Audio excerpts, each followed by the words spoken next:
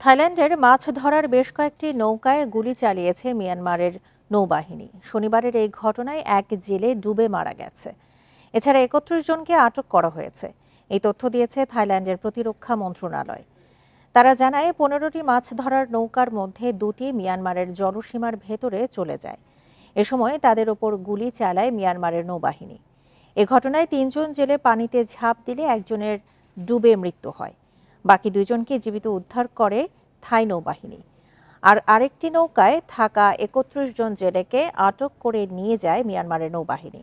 তাদের মুক্তি নিশ্চিত করতে থাই নৌবাহিনীর সঙ্গে আলোচনা চলছে, যদিও এ নিয়ে কোনো মন্তব্য করেনি মিয়ানমারের জান্তা সরকার।